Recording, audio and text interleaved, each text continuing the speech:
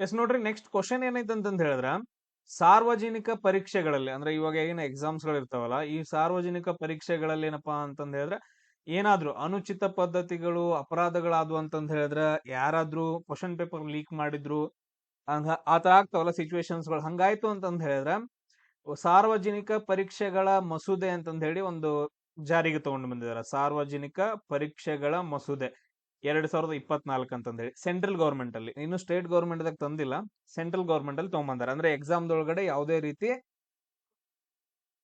Scam ನಡಿಬಾರ್ದು ಅಂತಂದ್ ಹೇಳಿ. So ಅದಕ್ಕೋಸ್ಕರ ಏನ್ ಮಾಡಿದಾರೆ ಅಂತಂದ್ ಹೇಳಿದ್ರೆ, ಒಂದು ದಂಡದ ಮೊತ್ತ ಯಾರಾದ್ರೂ ಸಿಕ್ಕಾಕೊಂಡ್ರ ಅಂತಂದ್ ಹೇಳಿದ್ರೆ ಅವ್ರಿಗೆ ಒಂದು ದಂಡ ಕಟ್ತಾರ. ಇಲ್ಲಿ ನಿಮ್ ಕೆಳಗಡೆ ಆಪ್ಷನ್ ಕೊಟ್ಟಿದಾರ, ನೀವು ಥಿಂಕ್ ಮಾಡ್ಬೇಕು ಇವಾಗ ಕರೆಕ್ಟ್ ಆಗಿ ಯಾವ್ದು ಆಪ್ಷನ್ ನಮ್ಗೆ ಕರೆಕ್ಟ್ ಆಗತ್ತೆ ಅಂತಂದ್ ಹೇಳಿ. ನೋಡ್ರಿ, ಇವಾಗ ಯಾವ್ದಾದ್ರು ಗೌರ್ಮೆಂಟ್ ಏನಂತಂದ್ ಹೇಳಿದ್ರೆ ದಂಡ ಕಟ್ಟಬೇಕು ಅಥವಾ ಒಂದು ದುಡ್ಡನ್ನ ಏನಾದ್ರು ಸೆಟ್ ಮಾಡಕತ್ತಿತ್ತು ಅಂತಂದ್ ಹೇಳಿದ್ರೆ, ಅದು ಒಂದು ಲೆವೆಲ್ ಸೆಟ್ ಮಾಡತ್ತಲ್ಲ. ಅಂದ್ರೆ 5 ಲಕ್ಷ ರೂಪಾಯಿ, 10 ಲಕ್ಷ ರೂಪಾಯಿ, 20, 25 ಲಕ್ಷ, 30 ಲಕ್ಷ, ಈ ತರ ಹಿಂಗಿರತ್ತಲ್ಲ. ಸೊ ಇಲ್ಲಿ ನೋಡ್ರಿ, ಥಿಂಕ್ ಮಾಡ್ರಿ, ಯಾವ್ದೋ ಒಂದು ಆಪ್ಷನ್ ಏನಂತಂದ್ ಹೇಳಿದ್ರೆ ಹೋಗ್ಬಿಡತ್ತ. ಯಾವ್ದೋ ಒಂದು ಆಪ್ಷನ್ ಏನಂತಂದ್ ಹೇಳಿದ್ರೆ ಹೋಗ್ಬಿಡತ್ತೆ. ನೋಡ್ರಿ, ಯಾವ್ದೇ ಗೌರ್ಮೆಂಟ್ ಆಗಿರ್ಬೋದು, ಏನ್ ಮಾಡ್ತಾರೋ ಡೈರೆಕ್ಟ್ ಆಗಿ ಏನಪ್ಪಾ ಅಂತಂದ್ ಹೇಳಿದ್ರೆ 2,50,000 ಅಥವಾ 5 ಲಕ್ಷ ಅಥವಾ 7.5, ಆಮೇಲೆ 10, ಈ ತರ ಮಾಡ್ತಾರ. ಈ ತರ ಬಿಟ್ಬಿಟ್ಟು ಯಾವ್ದು ನೋಡ್ರಿ, ಯಾವ್ದೋ ಒಂದು ಆಡ್ ಆಗಿ ಬಂದೈತೆ, ಬೆಸ ಸಂಖ್ಯೆ ತರ ಏನೋ ಒಂದು ಬಂದಿರೈತೆ, ಅದು ಆಪ್ಷನ್ ಯಾವಾಗ್ಲೂ ರಾಂಗ್ ಆಗಿರುತ್ತೆ. ಸೊ ಯಾವ್ದಪ್ಪ ಅಂತಂದ್ ಹೇಳಿದ್ರೆ ಇಲ್ಲಿ ನೋಡ್ರಿ, 11 ಲಕ್ಷ ರೂಪಾಯಿ ಅಂತಂದ್ ಹೇಳಿ ಈ ಆಪ್ಷನ್ ಏನಂತಂದ್ ಹೇಳಿದ್ರೆ ಇದು ಬರೋದೇ ಇಲ್ಲ. 11 ಲಕ್ಷ ಆ ಲೆವೆಲ್ಗೆಲ್ಲ ಮಾಡಂಗಿಲ್ಲ ಅವ್ರು. ಇದು ಅರ್ಥ ಆಯ್ತಾ? ಆಪ್ಷನ್ ಏನಕ್ಕೆ ರಾಂಗ್ ಅಂತ ತೆಗೆದು ಹಾಕ್ಬೋದು ಅಂತಂದ್ ಹೇಳಿ. ಅಟ್ರಾಕ್ಟಿವ್ ಇರ್ಬೇಕಂತಂದ್ ಹೇಳಿ ಈ ತರ ಮಾಡ್ತಾರ ಅವರು, ನಂಬರ್ಸ್ ಗಳನ್ನ ಯೂಸ್ ಮಾಡ್ತಾರೆ. ಈ 11 ಲಕ್ಷ 13 ಲಕ್ಷ ಹಿಂಗೆಲ್ಲ ಮಾಡಂಗಿಲ್ಲ. ಅದಾದ ನಂತರ 1 ಲಕ್ಷ ರೂಪಾಯಿ ಇಟ್ಟಂತಂದ್ ಹೇಳಿದ್ರೆ ಯಾರ ಅನ್ಸ್ತಾರ? 1 ಲಕ್ಷ ರೂಪಾಯಿ, ಎಸ್. ಅದಾದ ನಂತರ ನೆಕ್ಸ್ಟ್ ಈ 1 ಲಕ್ಷ ರೂಪಾಯಿ ನೋಡ್ರಿ, 1 ಲಕ್ಷ ರೂಪಾಯಿ ಇಟ್ರ ಅಂತಂದ್ ಹೇಳಿದ್ರೆ ದಂಡ ಯಾರ್ ಬೇಕಾದ್ರೆ ತಪ್ಪು ಮಾಡಕ್ ಹಿಡಿತಾರಲ್ಲ. 1 ಲಕ್ಷ ರೂಪಾಯಿ ಕಟ್ಟಕ್ ಬರೈತಿ, ಏನ್ರ ಮಾಡಕ್ ಬರೈತಿ, ಈ ತರ ಬಾಳ ಮಂದಿ ಥಿಂಕ್ ಬರೈತಿಲ್ಲ. ಸೊ ಹಂಗಂತಂದ್ ಹೇಳ್ಬಿಟ್ಟು 1 ಲಕ್ಷ ರೂಪಾಯಿ ಇಡಂಗಿಲ್ಲ. ಈ 1 ಲಕ್ಷ ರೂಪಾಯಿ ಏನಂತಂದ್ ಹೇಳಿದ್ರೆ ನಾವು ತೆಗೆದಾಕ್ಬೇಕು, ನಮ್ದು ಜನರಲ್ ನಾಲೆಜ್ ಕರೆಕ್ಟ್ ಅಲ್ಲ, ಈ ತರ ಇಡಂಗಿಲ್ಲ. ಅದಾದ ನಂತರ 1 ಲಕ್ಷ ರೂಪಾಯಿ ಇಟ್ರ ಅಂತಂದ್ ಹೇಳಿದ್ರೆ ಇಡೀ ಎಲ್ಲಾ ಜನ ಏನಪ್ಪಾ ಅಂತಂದ್ ಹೇಳಿದ್ರೆ ಎಲ್ರು ಸ್ಕ್ಯಾಮ್ ಮಾಡಕ್ ಹಿಡಿತಾರ. ಒಂದ್ ಲಕ್ಷ ಅಂತಂದ್ ಹೇಳಿದ್ರೆ ಅವ್ರಿಗೆ ಮ್ಯಾಟರ್ ಆಗಂಗಿಲ್ಲ. ಇನ್ ನೋಡ್ರಿ, ಇನ್ನೇನ್ ಉಳಿತು? 20 ಲಕ್ಷ, ಅದಾದ ನಂತರ 10 ಲಕ್ಷ ಅಂತಂದ್ ಹೇಳಿ ಎರಡು ಉಳಿತು. ಒಬ್ಬಿಗೆ ಏನಂತಂದ್ ಹೇಳಿದ್ರೆ ಒಬ್ಬ ವಿದ್ಯಾರ್ಥಿ ಅನ್ಕೊಡ್ರಿ, ಒಬ್ಬ ಮಿಡಲ್ ಕ್ಲಾಸ್ ಫ್ಯಾಮಿಲಿ ಅವನ್ ಅನ್ಕೊಡ್ರಿ, ಒಂದು ಸ್ಕ್ಯಾಮ್ ಮಾಡಿ 20 ಲಕ್ಷ ರೂಪಾಯಿ ಕಟ್ಟಕ್ ಆಗದಿದೆ ನನ್ನ ಕಡೆ? ಥಿಂಕ್ ಮಾಡ್ರಿ ನೋಡು. 10 ಲಕ್ಷ ಒಳಗಡೆ 20 ಲಕ್ಷ ಕಟ್ಟಕ್ ಆಗತ್ತಾ? ನೀವು ಥಿಂಕ್ ಮಾಡ್ಬೇಕಾದ್ರೆ ನಿಮ್ಗೆ ಗೊತ್ತಾಗ್ಬೇಕಾದ್ರೆ 20 ಲಕ್ಷ ರೂಪಾಯಿ ಕಟ್ಟಕ್ ಆಗತ್ತಾ? ಆಗಂಗಿಲ್ಲ. ಗೌರ್ಮೆಂಟ್ ಮತ್ತೆ ಹಂಗ ಯಾಕೆ ಹಿಡ್ದೈತಿ? ಇಡಂಗಿಲ್ಲ. ಸೊ ಅದು ಆಪ್ಷನ್ ಆರಾಮಾಗಿ ತೆಗೆದ್ವಿ. ನೋಡ್ರಿ, ನಮ್ಗೆ ಆನ್ಸರ್ ಗೊತ್ತಿಲ್ಲಪ್ಪ. ನೋಡ್ರಿ, ನಮ್ 4ನೇ ಆನ್ಸರ್ ಅಂತಂದ್ ಹೇಳಿ ಆರಾಮಾಗಿ ನಾವು ಕಂಡು ಹಿಡಿದ್ವಿ, ಯಾವ್ದೋ ಒಂದು ಹಾಕೋಕ್ಕಿಂತ. ಸೊ ಈ ತರ ಒಂದ್ ಸ್ವಲ್ಪ ಜನರಲ್ ಆಗಿ ಥಿಂಕ್ ಮಾಡಿ ಎಲಿಮಿನೇಷನ್ ಮಾಡಿದ್ರೆ 100% ಕರೆಕ್ಟ್ ಆಗಿರೋ ಆನ್ಸರ್ ಬರುತ್ತೆ. 10 ಲಕ್ಷ ರೂಪಾಯಿ ದಂಡ ಹಾಕಿದಾರ. ಯಾವ್ದ್ರ ಪ್ರಕಾರ? ಸಾರ್ವಜನಿಕ ಪರೀಕ್ಷೆ ಮಸೂದೆ ಪ್ರಕಾರ 2024 ಪ್ರಕಾರ ಯಾರಾದ್ರೂ ಸ್ಕ್ಯಾಮ್ ಮಾಡಿದ್ರು ಅಂತಂದ್ ಹೇಳಿದ್ರೆ ಅವ್ರು ಕಂಪಲ್ಸರಿ ಏನಂದ್ರೆ 10 ಲಕ್ಷ ರೂಪಾಯಿ ಏನಂತಂದ್ ಹೇಳಿದ್ರೆ ದಂಡವನ್ನ ಕಟ್ಟಬೇಕು ಅಂತಂದ್ ಹೇಳಿ ಸೆಂಟ್ರಲ್ ಗವರ್ಮೆಂಟ್ ದವ್ರು ಮಾಡಿದಾರ. ಈ ಕ್ವಶನ್ ಕ್ಲಿಯರ್? ಯಾವ ತರ ಎಲಿಮಿನೇಟ್ ಮಾಡಿದ್ರು ಅಂತಂದ್ ಅರ್ಥ ಆಯ್ತು ಎಲ್ರಿಗೂ? ನೆಕ್ಸ್ಟ್ ಅದ್ ನೋಡ್ರಿ, ಭಾರತದ ಸಂವಿಧಾನದ ಯಾವ ವಿಧಿಗಳು ಕೇಂದ್ರ ಲೋಕಸೇವಾ ಆಯೋಗ ಅಂತಂದ್ ಹೇಳಿ, ಅಂದ್ರೆ ಯು ಪಿ ಎಸ್ ಗೆ ರಿಲೇಟೆಡ್ ಆಗಿರೋ ಏನಪ್ಪಾ ಅಂತಂದ್ ಹೇಳಿದ್ರ ಇಲ್ಲಿ ಆರ್ಟಿಕಲ್ಸ್ ಗಳಿದಾವ. ಯಾವ ಆರ್ಟಿಕಲ್ಸ್ ಗಳಿದಾವ ಅಂತಂದ್ ಹೇಳಿ ಕ್ವಶನ್ ಅನ್ನ ಕೇಳಿದಾರ. ಇಲ್ಲಿ ನೋಡ್ರಿ, 8ನೇ ಆನ್ಸರ್ ಏನಂತಂದ್ ಹೇಳಿದ್ರೆ ಯು.ಪಿ.ಎಸ್.ಗೆ ರಿಲೇಟೆಡ್ ಆಗಿರೋ ಆನ್ಸರ್ ಯಾವ್ದು ಬರುತ್ತಂತಂದ್ ಹೇಳಿದ್ರೆ ಆರ್ಟಿಕಲ್ಸ್. ನೋಡ್ರಿ, ಯು.ಪಿ.ಎಸ್.ಸಿ ಅಂತಂದ್ ಹೇಳಿ ಬರುತ್ತಲ್ಲ, ಈಗ ಐ.ಎ.ಎಸ್ ಎಕ್ಸಾಮ್ ಕಂಡಕ್ಟ್ ಮಾಡ್ತಾರ. ಅದಾದ ನಂತರ ಐ.ಎ.ಎಸ್ ಅಧಿಕಾರಿಗಳು ಇರ್ತಾರಲ್ಲ, ಅವ್ರನ್ನೆಲ್ಲಾರು ಏನಪ್ಪಾ ಅಂತಂದ್ ಹೇಳಿದ್ರೆ ಸೆಲೆಕ್ಷನ್ ಮಾಡೋದು, ಸೇವೆಗೆ ಹಾಕೋದು, ಎಲ್ಲಾನು ಏನಂತಂದ್ ಹೇಳಿದ್ರೆ ನೋಡ್ಕೊಳ್ಳುವಂತದ್ದು ಯಾವ್ದಂತಂದ್ ಹೇಳಿದ್ರೆ ಯು.ಪಿ.ಎಸ್.ಸಿ ಡಿಪಾರ್ಟ್ಮೆಂಟ್ ಅಂತಂದ್ ಹೇಳ್ತೀವಿ. ಅದಕ್ಕೆ ಸಂಬಂಧಪಟ್ಟಂತಹ ಆರ್ಟಿಕಲ್ಸ್ ಯಾವ್ದಂತಂದ್ ಹೇಳಿದ್ರೆ ಆರ್ಟಿಕಲ್ 315 323ವರೆಗೂ ಬರ್ತಾವ. ಯಾವ ಆರ್ಟಿಕಲ್? 315 ಹಿಡ್ಕೊಂಡು 323ವರೆಗೂ ಏನಂತಂದ್ ಹೇಳಿದ್ರೆ ಯು.ಪಿ.ಎಸ್.ಸಿ ಗೆ ಸಂಬಂಧಪಟ್ಟಂತಹ ವಿಧಿಗಳಾಗಿದಾವ. ಕ್ಲಿಯರ್? ನೆಕ್ಸ್ಟ್ ಕ್ವಶನ್ ನೋಡ್ರಿ, ಹಸಿರು ಕ್ರಾಂತಿಯ ಆರ್ಥಿಕತೆ ಯಾವ ಕ್ಷೇತ್ರಕ್ಕೆ ಸಂಬಂಧಪಟ್ಟೈತಿ ಅಂತಂದ್ ಹೇಳಿ ಕ್ವಶನ್ ಕೇಳಿದಾರೆ.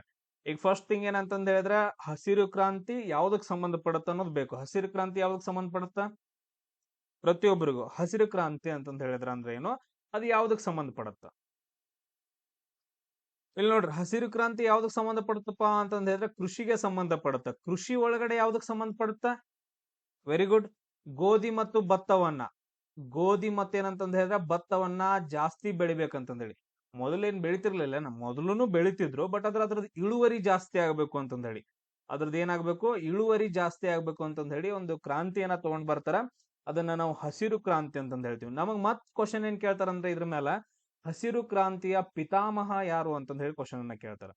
ಹಸಿರು ಕ್ರಾಂತಿಯ ಪಿತಾಮಹ ಯಾರು? ಒಂದು ಅರ್ಜೆಂಟ್ ಆಗಿ ಒಂದು ಕಮೆಂಟ್ ಹಾಕ್ರಿ, ಯಾರು ಹಸಿರು ಕ್ರಾಂತಿ ಪಿತಾಮಹ?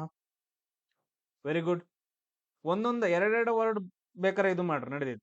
MS ಸ್ವಾಮಿನಾಥನ್. MS ಸ್ವಾಮಿನಾಥನ್ ಏನಪ್ಪಾ ಅಂತಂದ ಹೇಳಿದ್ರ ಹಸಿರು ಕ್ರಾಂತಿಯ ಪಿತಾಮಹ ಅಂತಂದ ಹೇಳ್ತೀವಿ. ಇದೆಲ್ಲಿ? ನಮ್ಮ ಇಂಡಿಯಾದೊಳಗಡೆ. ಇದೆಲ್ಲಿ? ನಮ್ಮ ಇಂಡಿಯಾದೊಳಗಡೆ. ಅದೇ ವರ್ಲ್ಡ್ ಅಲ್ಲಿ ಬಂತು ಅಂತಂದ ಹೇಳಿದ್ರೆ, ಪ್ರಪಂಚದಲ್ಲಿ ಬಂತು ಅಂತಂದ ಹೇಳಿದ್ರೆ, ವೆರಿ ಗುಡ್. ಅವ್ರು ಯಾರಂತ ಹೇಳ್ತೀವಿ ಅಂದ್ರ ನಾರ್ಮನ್ ಬೋರ್ಲಾಂಗ್ ಅಂತಂದ ಹೇಳ್ತೀವಿ. ಯಾರಂತ ಹೇಳ್ತೀವಿ? Norman Borlaug. ಇಲ್ಲಿ ನಮ್ಮ ಅಣ್ಣ ಒಬ್ಬ ಹೇಳುವ ಅರಿಸ್ಟಾಟಲ್ ಅಂತಂದ ಹೇಳಿ. ಅರಿಸ್ಟಾಟಲ್ ಯಾವ? ಅರಿಸ್ಟಾಟಲ್ ಇಲ್ಲಿ ಯಾಕೆ ಬರ್ತಾ? ಅರಿಸ್ಟಾಟಲ್ ಅವ್ ಬ್ಯಾರೆ, ಅವ್ ಇಲ್ಲಿಗೆ ಇದಕ್ ಬರಂಗಿಲ್ಲ. ಅದಾದ ನಂತರ ಇನ್ನೊಂದು ಆನ್ಸರ್ ಬಂತು, ವರ್ಗೀಸ್ ಕುರಿಯನ್ ಅಂತಂದ ಹೇಳಿ. ವರ್ಗೀಸ್ ಕುರಿಯನ್ ಯಾವ್ದ್ರ ಪಿತಾಮಹ ಅಂತಂದ ಹೇಳ್ತೀವಿ? ವರ್ಗೀಸ್ ಕುರಿಯನ್. ಬಿಳಿ ಕ್ರಾಂತಿಯ ಪಿತಾಮಹ ಅಥವಾ ಶ್ವೇತ ಕ್ರಾಂತಿಯ ಪಿತಾಮಹ. ಶ್ವೇತ ಕ್ರಾಂತಿ ಅಥವಾ ಬಿಳಿ ಅಂತಂದ ಹೇಳಿದ್ರೆ ಹಾಲಿನ ಉತ್ಪಾದನೆ ಅಂತಂದ ಹೇಳ್ತೀವಿ. ನಾನು ಕ್ಲಾಸ್ ಮಾಡುವಾಗ ನಮ್ಗೆ ಈಸಿಯಾಗಿ ಹೇಳ್ಕೊಡ್ತೀನಿ ಯಾವ್ದು ಮಾಡ್ಬೇಕಂತಂದ ಹೇಳಿ. ಇಲ್ಲಿ ನೋಡಿ, ಕೃಷಿ ಅಂತ ಬಂತು ಅಂತಂದ ಹೇಳಿದ್ರೆ ಇವಾಗ ಯಾವ ಆಪ್ಷನ್ಸ್ ಗಳನ್ನ ತೆಗೆದಾಕ್ತಿರಿ ಹೇಳ್ರಿ ನೋಡೋಣ. ಹಸಿರು ಕ್ರಾಂತಿ ಅಂತ ಬಂತು, ಯಾವ ವಲಯ ಅಂತ ಕೇಳಿದಾರ, ಯಾವ ಆಪ್ಷನ್ಸ್ ಗಳನ್ನ ತೆಗೆದಾಕ್ತಿರಿ? ಓನ್ಲಿ ತೆಗೆದಾಕೋ ಆಪ್ಷನ್ಸ್ ಗಳು ಯಾವ ಅಂತ ಹೇಳ್ಬಿಡ್ರಿ, ಎಲಿಮಿನೇಟ್ ಮಾಡ್ರಿ ಆಪ್ಷನ್ಸ್ ಗಳು ಯಾವ. Very good. ಎ ತೆಗೆದಾಕ್ತಿರಿ, ಒಂದನೇ ತೆಗೆದಾಕ್ತಿರಿ. ನೆಕ್ಸ್ಟ್ ಓಕೆ, ಸಿ ತೆಗೆದಾಕ್ತಿರಿ, ಆರ್ಥಿಕ ವಲಯ ಬರಂಗಿಲ್ಲ, ಇವನ್ ಕೈಗಾರಿಕೆ ವಲಯನೂ ಬರಂಗಿಲ್ಲ. ಒಂದೇ ಒಂದ್ ಲಾಸ್ಟ್ ಕುಳಿಯುತ್ತೆ, ಕೃಷಿ ವಲಯ, ಅಥವಾ ಇದಕ್ಕೆ ಇನ್ನೊಂದ್ ಹೆಸರು ಏನ್ ಬರುತ್ತಂದ್ರ ಪ್ರಾಥಮಿಕ ವಲಯ ಅಂತಂದ್ ಹೇಳಿ ಬರುತ್ತೆ. ಏನ್ ಬರುತ್ತೆ? ಪ್ರಾಥಮಿಕ ವಲಯ. ಇವಾಗ ನನಗ ಆನ್ಸರ್ ಹೇಳ್ರಿ, ಪ್ರಾಥಮಿಕ ವಲಯದ ಬಗ್ಗೆ ಅಷ್ಟ ನಾನು ಸಿಂಪಲ್ ಆಗಿ ಹೇಳ್ತೀನಿ ನಿಮಗೆ. ನೀವೆಲ್ಲರೂ ರೈತರ ಮಕ್ಕಳ, ನಿಮ್ ಮನೆ ಸುತ್ತಮುತ್ತ ಏನೇನ್ ನಡೆಯುತ್ತಾ, ನಿಮ್ ಹೊಲದಲ್ಲಿ ಏನೇನ್ ನಡೆಯುತ್ತೆ, ಯಾವ್ಯಾವ ಚಟುವಟಿಕೆಗಳು ನಡೀತಾವ ಅನ್ನೋದು ಪಟ್ ಪಟ್ ಅಂತಂದ್ ಹೇಳ್ಬಿಟ್ಟು ಮೆಸೇಜ್ ಹಾಕ್ರಿ. ಅವೆಲ್ಲ ಏನ್ ಬರ್ತಾವ ಅಂತಂದ್ ಹೇಳಿದ್ರೆ ಆರ್ಥಿಕ ವಲಯ, ಸಾರಿ ಕೃಷಿ ವಲಯ ಅಥವಾ ಪ್ರಾಥಮಿಕ ವಲಯದ ಅಂಡರ್ ಬರ್ತಾವ. ಪ್ರಾಥಮಿಕ ವಲಯ ಅಥವಾ ಕೃಷಿ ವಲಯದ ನಡುವು ಬರ್ತಾವ. ಸ್ಟಾರ್ಟ್ ಮಾಡ್ರ. ನಿಮ್ ಸುತ್ತಮುತ್ತ ಏನೇನ್ ಬರ್ತಾವ, ಏನೇನ್ ಬರ್ತೈತಿ, ಏನೇನ್ ಚಟುವಟಿಕೆಗಳನ್ನ ನೀವು ಹೊಲದಾಗ ಮಾಡ್ತೀರಿ, ಅವೆಲ್ಲ ಏನಂತಂದ ಹೇಳಿದ್ರೆ ಪ್ರಾಥಮಿಕ ವಲಯದಾಗ ಬರ್ತಾವ. ಫಾರ್ ಎಕ್ಸಾಂಪಲ್ ಹೇಳ್ತಾನೆ ನೋಡಿ, ಕೋಳಿ ಸಾಕಾಣಿಕೆ ಪ್ರಾಥಮಿಕ ವಲಯದಲ್ಲಿ ಬರುತ್ತೆ. ನೆಕ್ಸ್ಟ್ ಯಾವುದು? ಹೈನುಗಾರಿಕೆ ಮಾಡ್ತಾರಲ್ಲ ಎಲ್ಲರೂ, ಪ್ರಾಥಮಿಕ ವಲಯದಲ್ಲಿ ಬರುತ್ತೆ. ಮತ್ತೇನ್ ಮಾಡ್ತೀರಿ? ಜೇನು ಸಾಕಾಣಿಕೆ ಮಾಡ್ತೀರಿ, ಪ್ರಾಥಮಿಕ ವಲಯದಲ್ಲಿ ಬರ್ತೈತೆ. ಎಲ್ಲಾ ಬೆಳೆಗಳನ್ನ ಬೆಳಿತೀರಿ, ಪ್ರಾಥಮಿಕ ವಲಯದಲ್ಲಿ ಬರುತ್ತ. ಅದ್ರ ಜೊತೆ ಮತ್ತೆ ಇನ್ನೇನ್ ಮಾಡ್ತೀರಿ? ತರಕಾರಿಗಳನ್ನ ಬೆಳೆದು ಮಾರುಕಟ್ಟೆ ಹಿಂಗೆಲ್ಲ ತಗೊಂಡೋಗ್ತೀರಿ. ಎವ್ರಿಥಿಂಗ್ ನೀವು ಮಾಡೋ ಪ್ರತಿಯೊಂದು ಕೆಲಸ ಏನಂತಂದ ಹೇಳಿದ್ರೆ ಹೊಲದ ಜೊತೆಗೆ ಏನೇನಿರುತ್ತೆ ಎಲ್ಲವೂ ಕೂಡ ಏನಂತಂದ ಹೇಳಿದ್ರೆ ಪ್ರಾಥಮಿಕ ವಲಯದಲ್ಲಿ ಬರುತ್ತೆ. ಇದು ಕ್ಲಿಯರಾ? ಫಸ್ಟ್ ಒನ್, ಪ್ರಾಥಮಿಕ ವಲಯ ಅಂದ್ರೆ ಏನ? ಆರ್ಥಿಕ ವಲಯದಲ್ಲಿ 3 ಬರ್ತಾವ. ಒಂದು ಪ್ರಾಥಮಿಕ ವಲಯ, ದ್ವಿತೀಯ ವಲಯ, ತೃತೀಯ ವಲಯ ಅಂತಂದೇಳಿ. ಚತುರ್ಥ ವಲಯ ಅಂತಂದ ಹೇಳಿ ಬರುತ್ತೆ, ಅದು ಮಿಲಿಟರಿ ಮತ್ತು ರಿಸರ್ಚ್ ಅಂತಂದೇಳಿ. ಇಷ್ಟ ಜಸ್ಟ್ ಸಿಂಪಲ್ ನೆನ್ಪಿಟ್ಕೊಡ್ರಿ. ನೆಕ್ಸ್ಟ್ ಕ್ವಶನ್ ನೋಡೋಣ. ಇದು ನೋಡ್ರಿ, ಕ್ವಶನ್ ಸ್ವಲ್ಪ ದೊಡ್ಡದೈತೆ, ಬಟ್ ಅದ್ರ ಈಸಿ ಐತೆ. ಪ್ರತಿ ವರ್ಷ ಏನಂತಂದ ಹೇಳಿದ್ರೆ ಮಾಮಲಾಪುರಂ ನೃತ್ಯ ಮಹೋತ್ಸವ ನಡೆಯುತ್ತ. ಕ್ವಶನ್ ನೋಡ್ರಿ, ನೆನ್ಪಿಟ್ಕೊಡ್ರಿ. ಮಾಮಲಾಪುರಂ ನೃತ್ಯ ಉತ್ಸವ ಅಂತಂದ ಹೇಳಿ ಒಂದ್ ನಡೆಯುತ್ತ. ಅಲ್ಲೇನು? ಭಾರತೀಯ ಶಾಸ್ತ್ರೀಯ ನೃತ್ಯಗಳು ಯಾವ್ಯಾವು? ಭರತನಾಟ್ಯ, ಅದಾದ ನಂತರ ಕುಚಿಪುಡಿ, ಕಥಕ್, ಮೋಹಿನಿ ಅಟ್ಟಂ, ಒಡಿಸ್ಸಿ, ಕಥಕ್ಕಳಿಗಳೇನಪ್ಪಾ ಅಂತಂದ ಹೇಳಿದ್ರೆ ಅಲ್ಲಿ ಪ್ರದರ್ಶನ ಮಾಡ್ತಾರ. ಅದನ್ನ ಎಲ್ಲಿ ಆಯೋಜನೆ ಮಾಡ್ತಾರ ಅಂತಂದ್ರೆ, ಆ ಪ್ರೋಗ್ರಾಮ್ ಅನ್ನ ಯಾವ ಸಿಟಿ ಒಳಗಡೆ ನಡೆಸ್ತಾರ ಅಂತಂದ ಹೇಳಿ ಕ್ವಶನ್ ಅನ್ನ ಕೇಳಿದಾರೆ. ನಮ್ಗೆ ಇವಾಗ ಏನಂತಂದ ಹೇಳಿದ್ರೆ ಜಸ್ಟ್ ಥಿಂಕ್ ಮಾಡ್ರಿ, ಮಾಮಲಾಪುರಂ ಅನ್ನೋ ಒಂದು ವರ್ಡ್ ಅಥವಾ ಸಿಟಿ ಇಲ್ಲಿ ಯಾವ್ದ್ರಲ್ಲಿ ಬರಂಗಿಲ್ಲ. ನಾವು ನೋಡಿದ ತಕ್ಷಣ ಸರ್ ನಮ್ಗ್ ಗೊತ್ತ್ರಿ, ನಾವು ಇಲ್ಲೇ ಬೆಳೆದೆವು, ಇಲ್ಲಿ ಬರಂಗಿಲ್ಲ ಅಂತಂದ ಹೇಳಿ ಒಂದು ಆಪ್ಷನ್ ನ ತೆಗೆದು ಹಾಕ್ಬೋದು. ಯಾವ್ದು ತೆಗೆದು ಹಾಕ್ಬೋದು? ದ ಫಸ್ಟ್ ಆಪ್ಷನ್ ಏನಂತಂದ ಹೇಳಿದ್ರೆ ಕರ್ನಾಟಕ. ನಮ್ ಕರ್ನಾಟಕದಾಗಂತೂ ಇಲ್ಲ ಮಾಮಲಾಪುರಂ ಅಂತಂದೇಳಿ. ನೀವು ನ್ಯೂಸ್ ಎಲ್ಲ ಕೇಳಿರ್ಬೋದು, ಚೀನಾ ಅಧ್ಯಕ್ಷರು ಬಂದಿದ್ರು, ಮಾಮಲಾಪುರಂಗೆ ಹೋದ್ರು, ನರೇಂದ್ರ ಮೋದಿ ಜೊತೆಗೆ. ಯಾರಾದ್ರೂ ಏನಾದ್ರು ಕೇಳಿದ್ರಿ? ಎಸ್, ಲೀವ್ ಇಟ್, ಕೇಳಿಲ್ಲ. ಸರ್, ಈಗ ಭರತನಾಟ್ಯ ಎಲ್ಲಿಗೆ ಬರತ್ರಿ? ಭರತನಾಟ್ಯ ಯಾವ ರಾಜ್ಯದಲ್ಲಿತ್ತು? ಭರತನಾಟ್ಯ ಅನ್ನೋ ಒಂದು ಶಾಸ್ತ್ರೀಯ ನೃತ್ಯವನ್ನ ಯಾವ ರಾಜ್ಯದಲ್ಲಿ ಮಾಡ್ತಾರ ನೋಡ್ರಿ. ಭರತನಾಟ್ಯ ಯಾವ್ದ್ರಲ್ಲಿ ಬರುತ್ತಂತಂದ ಹೇಳಿದ್ರೆ ತಮಿಳ್ನಾಡಲ್ಲಿ. ಭರತನಾಟ್ಯ ಎಲ್ಲ ಇದು ಮಾಡ್ತಾರ, ತಮಿಳ್ನಾಡಲ್ಲಿ ಮಾಡ್ತಾರ. ಕುಚಿಪುಡಿ ಎಲ್ಲಿ ಮಾಡ್ತಾರ? ಕುಚಿಪುಡಿ ಅನ್ನೋ ಒಂದು ಡ್ಯಾನ್ಸ್ ಬರುತ್ತ, ಕುಚಿಪುಡಿ ಡ್ಯಾನ್ಸ್ ಎಲ್ಲಿ ಮಾಡ್ತಾರ? ಎಸ್, ಇಲ್ಲಿ ನೋಡ್ರಿ, ಇಲ್ಲಿ ಆನ್ಸರ್ ಯಾವ್ದು ಬರುತ್ತೆ ಅಂತಂದ್ ಹೇಳಿದ್ರ ಭರತನಾಟ್ಯ ತಮಿಳ್ನಾಡು ಅಂತಂದ್ ಹೇಳಿ, ಕುಚಿಪುಡಿ ಅನ್ನೋದೇನಪ್ಪಾ ಅಂತಂದ್ ಹೇಳಿದ್ರೆ ಆಂಧ್ರ ಪ್ರದೇಶದಲ್ಲಿ ಬರುತ್ತೆ. ಆಮೇಲೆ ಕಥಕ್ ಅನ್ನೋದೇನಂತಂದ್ ಹೇಳಿದ್ರೆ ಉತ್ತರ ಪ್ರದೇಶ. ಕಥಕ್ ಅನ್ನೋದೇನಂತಂದ್ ಹೇಳಿದ್ರೆ ಉತ್ತರ ಪ್ರದೇಶದಲ್ಲಿ ಬರುವಂತಹ ಒಂದು ಭರತನಾಟ್ಯ ಆಗೈತೆ. ಅದಾದ ನಂತರ ಇಲ್ಲ ಲಾಸ್ಟ್ ಇದಾವಲ್ಲ ಮೋಹಿನಿ ಅಟ್ಟಂ ಮತ್ತು ಕಥಕ್ಕಳಿ, ಇವೆರಡು ಏನಂತಂದ್ ಹೇಳಿದ್ರೆ ಕೇರಳದೊಳಗಡೆ ಬರ್ತಾವ. ಮೋಹಿನಿ ಅಟ್ಟಂ ಮತ್ತು ಕಥಕ್ಕಳಿ ಅನ್ನೋದೇನಂತಂದ್ ಹೇಳಿದ್ರೆ ಕೇರಳದಲ್ಲಿ. ಓಡಿಸಿ ಅಂತಂದ್ ಹೇಳಿದ್ರೆ ಗೊತ್ತಾಗ್ಬಿಡತ್ತೆ ನಮ್ಗೆ, ಓಡಿಸಿ ಅಂದ ತಕ್ಷಣ ಒಡಿಸ್ಸಾ ಅಂತಂದ್ ಹೇಳಿ. ಸೊ ಈ ತರ ಎಲ್ಲ ಏನಂತಂದ್ ಹೇಳಿದ್ರೆ ಎಲ್ಲಾ ನೃತ್ಯಗಳನ್ನ ಆ ಪ್ರೋಗ್ರಾಮ್ ಅಲ್ಲಿ ಮಾಡ್ತಾರ. ಈ ಮಾಮಲಾಪುರಂ ಅನ್ನೋದು ಒಂದ್ ಏನಂತಂದ್ ಹೇಳಿದ್ರೆ ಸಿಟಿ ಬರುತ್ತಲ್ಲ, ಇದನ್ನ ನರಸಿಂಹ ವರ್ಮ ಕಟ್ಟಿಸ್ತಾನ. 1ನೇ ನರಸಿಂಹ ವರ್ಮ. ಇವನ್ ಎಲ್ಲಾರವ ಅಂತ ಅಂದ್ ಹೇಳಿದ್ರೆ ಯಾವ ರಾಜ್ಯದವ ಅಂತಂದ್ ಹೇಳಿದ್ರೆ ಯಾವ ಸಾಮ್ರಾಜ್ಯದವ? ಪಲ್ಲವ ಸಾಮ್ರಾಜ್ಯ. ಈ ಪಲ್ಲವ ಸಾಮ್ರಾಜ್ಯ ಎಲ್ಲ ಆಳ್ವಿಕೆ ನಡೆಸುತ್ತೆ ಸರ್? ತಮಿಳ್ನಾಡದೊಳಗಡೆ ನಡೆಸುತ್ತೆ. ಸೊ ನಮ್ದು ಆನ್ಸರ್ ಏನ್ ಬರುತ್ತೆ ಅಂತಂದ್ ಹೇಳಿದ್ರ ತಮಿಳ್ನಾಡು ಅಂತಂದ್ ಹೇಳ್ತೀವಿ. ಇದು ಎಲ್ರಿಗೂ ಕ್ಲಿಯರ್ ಪಾಯಿಂಟ್? Very good. ಅದಾದ ನಂತರ ನೆಕ್ಸ್ಟ್ ಕ್ವಶನ್ ನೋಡ್ರಿ. ಸೊ ಇದೇನಂತಂದ್ ಹೇಳಿದ್ರೆ ಕರೆಂಟ್ ಅಫೇರ್ಸ್ ಒಳಗಡೆ ಬರುವಂತಹ ಒಂದ್ ಕ್ವಶನ್ ಆಗತ್ತೆ. ಸೊ ಇದ್ರಲ್ಲಿ ಯಾವ್ದ್ ಕೆಳಗಡೆ ಯಾವ್ದ್ ನಿಜ ಅದಾವ ಅಂತಂದ್ ಹೇಳಿ ಕೇಳಿದಾರೆ, ಯಾವ್ ಟ್ರೂ ಅದಾವ ಅಂತಂದ್ ಹೇಳಿ ಕ್ವಶನ್ ಅನ್ನ ಕೇಳಿದಾರೆ. ಇಲ್ಲಿ ಫಸ್ಟ್ ಒನ್ ನೋಡ್ರಿ, ಫಸ್ಟ್ ಕ್ವಶನ್ ಏನೈತ್ ನೋಡ್ರಿ. ದ ಫಸ್ಟ್ ಒನ್, 2022-2023ಕ್ಕೆ ಭಾರತೀಯ ಕೃಷಿ ವಲಯದ ಅಂದಾಜು ಬೆಳವಣಿಗೆ ದರ ಎಷ್ಟಪ್ಪಾ ಅಂತಂದ್ರೆ 5.5% ಅಂತ ಹೇಳಿದಾರೆ. ಇದು ಒಂದು. ಅದಾದ ನಂತರ ಹಣಕಾಸು ವರ್ಷ 2021-22ರಲ್ಲಿ ಅಂತಂದ್ರೆ ಭಾರತದ ಕೃಷಿ ರಫ್ತು $50.2 ಶತಕೋಟಿ ಅಂತಂದ್ ಹೇಳಿದಾರೆ. ಆಮೇಲೆ ಇನ್ನೊಂದ್ ಏನ್ ಕೊಟ್ಟಿದ್ದಾರೆ? ಖಾರಿಫ್ ಮಾರುಕಟ್ಟೆ. ಸೊ 2021-22ರ ಸಮಯದಲ್ಲಿ 581.7 ಲಕ್ಷ ಮೆಟ್ರಿಕ್ ಟನ್ ಅಕ್ಕಿಯನ್ನ ಏನಪ್ಪಾ ಅಂತಂದ್ ಹೇಳಿದ್ರೆ ಸಂಗ್ರಹ ಮಾಡಿದಾರ ಅಂತಂದ್ ಹೇಳಿ ಈ ತರ ಆಪ್ಷನ್ಸ್ ಗಳನ್ನ ಕೊಟ್ಟಿದ್ದಾರೆ. ಈ ತರ. ಸೊ ಇಲ್ಲಿ ಫಸ್ಟ್ ಒನ್ ಥಿಂಕ್ ಮಾಡ್ರಿ, ನಮ್ಮ ಭಾರತೀಯ ಕೃಷಿ ವಲಯ ಬಂತು ಅಂತಂದ್ ಹೇಳಿದ್ರೆ, ನಮ್ಮ ಭಾರತೀಯ ಕೃಷಿ ವಲಯ ಬಂತು ಅಂತಂದ್ ಹೇಳಿದ್ರೆ ನಮ್ಮ ಭಾರತ ದೇಶ ಮೇನ್ಲಿ ಡಿಪೆಂಡ್ ಯಾವ್ದ್ರ ಮೇಲೆ ಆಗೈತೆ? ನಮ್ಮ ಭಾರತದ ಕೃಷಿ ಮೇಲೆ ಡಿಪೆಂಡ್ ಆಗೈತಲ್ಲ. ನೀವ್ ಎಲ್ಲೇ ಹೋದ್ರು ಕೂಡ ಏನಂತಂದ್ ಹೇಳಿದ್ರೆ ನಾವು ಭಾರತ ಕೃಷಿ ಪ್ರಧಾನ ದೇಶ ಅಂತಂದ್ ಹೇಳ್ತೀವಿ. ನಮ್ಮ ಭಾರತ ದೇಶವನ್ನ ಏನಂತ ಹೇಳ್ತೀವಿ? ಕೃಷಿ ಪ್ರಧಾನ ದೇಶ ಅಂತಂದ್ ಹೇಳ್ತೀವಿ. ಈಗ ಬೆಳವಣಿಗೆ ದರ ಓನ್ಲಿ 5.5% ಅಂತ ಹೇಳಕ್ಕಾಗತ್ತೆ? 100% ಒಳಗಡೆ ಮೇ ಬಿ ಒಂದ್ 70%, 60% ಹಿಂಗೆಲ್ರ ಹೇಳಿದ್ರೆ ಓಕೆ. Just only 5.5%. ಆ ನೀರ್ ಇಲ್ದಂಗ ಅದೇವ್ ನಾವು? ಬಡವ್ರ ಇದ್ದಂಗ ಅದೇವಿ ಅಷ್ಟೊಂದ? ಇಲ್ಲ ಅಲ್ಲ. ಸೊ ಇದೇನಂತಂದ್ ಹೇಳಿದ್ರೆ ಒಂದೇದ್ ಆಪ್ಷನ್ ಏನಂತಂದ್ ಹೇಳಿದ್ರೆ ಹೋಗ್ಬಿಡತ್ತ. ಫಸ್ಟ್ ಆಪ್ಷನ್ ಹೋಗ್ಬಿಡ್ತು. ಫಸ್ಟ್ ಆಪ್ಷನ್ ಹೋಯ್ತಂತಂದ್ ಹೇಳಿದ್ರೆ ಇಲ್ಲಿ ನೋಡ್ರಿ, ಇಲ್ಲಿ ಫಸ್ಟ್ ಆಪ್ಷನ್ ಅಂತಂದ್ ಐತೆ. ಇದ್ರೊಳಗೆ ಅಂತಂದ್ ಹೇಳಿದ್ರೆ ಓನ್ಲಿ 1 and 2 ಅಂತಂದ್ ಐತೆ. ಈ ಆಪ್ಷನ್ ಬರಂಗಿಲ್ಲ. ಅದಾದ ನಂತರ ನೆಕ್ಸ್ಟ್ ನೋಡ್ರಿ, ಥರ್ಡ್ರಲ್ಲಿ ಇಲ್ಲೂ ಕೂಡ ಒಂದು ಮಾತ್ರ ಅಂತಂದ್ ಐತೆ. ಇದು ಬರಂಗಿಲ್ಲ. ಕ್ಲಿಯರ್? ಇವೆರಡು ಏನಂತಂದ್ ಹೇಳಿದ್ರೆ ಆಪ್ಷನ್ ಹೋಯ್ತು. ಅದಾದ ನಂತರ ನೆಕ್ಸ್ಟ್ ನೋಡ್ರಿ, ಇಲ್ಲೇನೋ ದೊಡ್ಡ ದೊಡ್ಡಾಗಿ ಸಂಖ್ಯೆಗಳನ್ನ ಕೊಟ್ಟಿದಾನ. 581 ಲಕ್ಷ ಮೆಟ್ರಿಕ್ ಟನ್ ಅಂತಂದ್ ಹೇಳಿ, ಆಮೇಲೆ 50.2 ಶತಕೋಟಿ ಅಂತಂದ್ ಹೇಳಿ.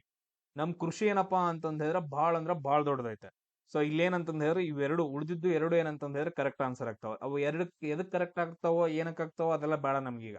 ಸೊ ಉಳಿದಿದ್ದು ಎರಡು ಏನಂತಂದ್ ಹೇಳಿದ್ರೆ ಕರೆಕ್ಟ್ ಆಗಿರೋ ಆಪ್ಷನ್ಸ್ಗಳು 2 ಮತ್ತು 3 ಏನಂತಂದ್ ಹೇಳಿದ್ರೆ ಕರೆಕ್ಟ್ ಆಗಿದಾವ. 2021-22 ಪ್ರಕಾರ ನಮ್ಮ ಭಾರತ ದೇಶದಿಂದ ರಫ್ತು ಅಂತಂದ್ ಹೇಳಿದ್ರೆ ಬೇರೆ ದೇಶಕ್ಕೆ ಕೊಡೋದು ಎಷ್ಟಾಗೈತೆ?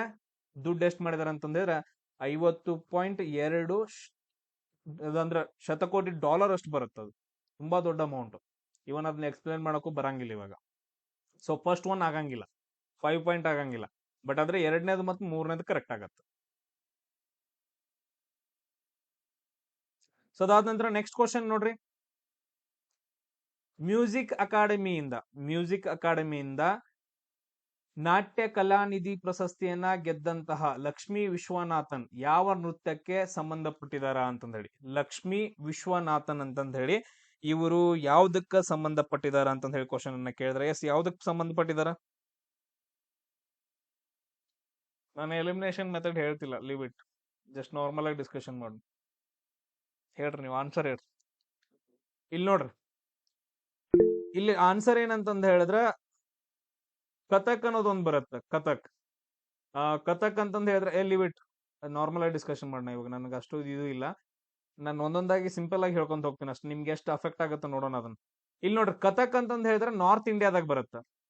ನಾರ್ತ್ ಇಂಡಿಯಾದಾಗ ಕರೆಕ್ಟ್ ಆಗಿ ಕಥಕ್ ಅನ್ನೋದು ಏನಂತಂದ್ ಹೇಳಿದ್ರೆ ಉತ್ತರ ಪ್ರದೇಶ ಆ ಪ್ರದೇಶಗಳಲ್ಲಿ ಅಂತಂದ್ ಹೇಳಿದ್ರೆ ಕಥಕ್ ಡ್ಯಾನ್ಸ್ ಬರುತ್ತೆ. ಕರೆಕ್ಟ್ ಎಲ್ರಿಗೂ? ಈ ಲಕ್ಷ್ಮೀ ವಿಶ್ವನಾಥನ್ ಅಂತಂದ್ ಹೇಳ್ಬಿಟ್ಟು ನಾರ್ತ್ ಇಂಡಿಯಾದಾಗ ಯಾರೇ ಹೆಸರು ಇರ್ತಾವನ್? ಲಕ್ಷ್ಮೀ ವಿಶ್ವನಾಥನ್ ಅಂತಂದ್ ಹೇಳ್ಬಿಟ್ಟು ಉತ್ತರ ಭಾರತದಲ್ಲಿ ಏನಾದ್ರೂ ಹೆಸರು ಇರುತ್ತಾ? ಇರಂಗಿಲ್ಲಲ್ಲ. ಸೊ ಅದಕ್ಕೋಸ್ಕರ ಈ ಥರ್ಡ್ ಆಪ್ಷನ್ ಅನ್ನ ನಾನು ಎಲಿಮಿನೇಟ್ ಮಾಡ್ಬೋದು ಈಸಿಯಾಗಿ. ಥರ್ಡ್ ಆಪ್ಷನ್ ಅನ್ನ ಎಲಿಮಿನೇಟ್ ಮಾಡ್ಬೋದು, ಅದ್ ನಾನು ಈಸಿಯಾಗಿ ಹೇಳ್ಕೊಟ್ಟೆ ಇವಾಗ. ಸೊ ಬಟ್ ಆದ್ರೆ ಇಲ್ಲಿ ಕರೆಕ್ಟ್ ಆನ್ಸರ್ ಯಾವ್ದು ಬರುತ್ತೆ ಅಂತಂದ್ ಹೇಳಿ ಲಕ್ಷ್ಮೀ ವಿಶ್ವನಾಥನ್ ಅಂತಂದ್ ಹೇಳ್ಬಿಟ್ಟು ಈ ತರ ಹೆಸರುಗಳು ನಮ್ ಕರ್ನಾಟಕದಾಗೂ ಬರಂಗಿಲ್ಲ, ತಮಿಳ್ನಾಡದಾಗ ಬರ್ತಾವ. ಸೊ ತಮಿಳ್ನಾಡದಲ್ಲಿ ಬರುವಂತಹ ಒಂದು ಡ್ಯಾನ್ಸ್ ಯಾವುದು? ಭರತನಾಟ್ಯಂ ಅಂತಂದ್ ಹೇಳ್ತೀವಿ. ಯಾವ್ದು ಹೇಳ್ತೀವಿ? ಭರತನಾಟ್ಯಂ. ದ ರೀಸನ್ ಏನಂತಂದ್ ಹೇಳಿದ್ರೆ ಇವಾಗ ಡ್ಯಾನ್ಸ್ ಮೇಲೆ 4 ರಿಂದ 5 ಕ್ವಶನ್ಸ್ ಗಳು ಬಂದಿದಾವ. ನಾನು ಅದೇ ರೀಸನ್ಗೋಸ್ಕರ ಏನಂತಂದ್ ಹೇಳಿದ್ರೆ ನೆಕ್ಸ್ಟ್ ನಾಳೆಗೆ ನಾವು ಡಿಸ್ಕಷನ್ ಮಾಡೋಣ ಅಂತಂದ್ ಹೇಳಿ ನಾನು 4 ವಿಡಿಯೋಸ್ಗಳನ್ನ ಡ್ಯಾನ್ಸಸ್ ಮೇಲೆ ನಾನು ವಿಡಿಯೋಸ್ ಹಾಕಿದ್ದೀನಿ. ನೀವ್ ಯಾರು ನೋಡಿಲ್ಲ, ಸೀರಿಯಸ್ಲಿ. ಸುಮ್ನೆ ಬಂದ್ ಕ್ಲಾಸ್ ಕೊಂಡೋದ್ ಆಗಂಗಿಲ್ಲ, ಅದು ಅರ್ಥ ಆಗಂಗಿಲ್ಲ ಅಷ್ಟು. ಇವು ನಾರ್ಮಲ್ ಆಗಿ ಕುಚಿಪುಡಿ ಎಲ್ಲಿಗೆ ಬರುತ್ತೆ ಅಂತಂದ್ ಹೇಳಿದ್ರೆ ಆಂಧ್ರ ಪ್ರದೇಶದಲ್ಲಿ ಬರುತ್ತ, ಒಡಿಸ್ಸಿ ಎಲ್ಲಿ ಬರುತ್ತೆ ಅಂತಂದ್ ಹೇಳಿದ್ರೆ ಒಡಿಸ್ಸಾದಾಗ ಬರುತ್ತ ನೋಡ್ರಿ. ಕಥಕ್ ಅಂತಂದ್ ಹೇಳಿದ್ರೆ UP ಒಳಗಡೆ ಬರುತ್ತ. ಭರತನಾಟ್ಯಂ ಏನಪ್ಪಾ ಅಂತಂದ್ ಹೇಳಿದ್ರೆ ತಮಿಳ್ನಾಡದಲ್ಲಿ ಬರುತ್ತೆ.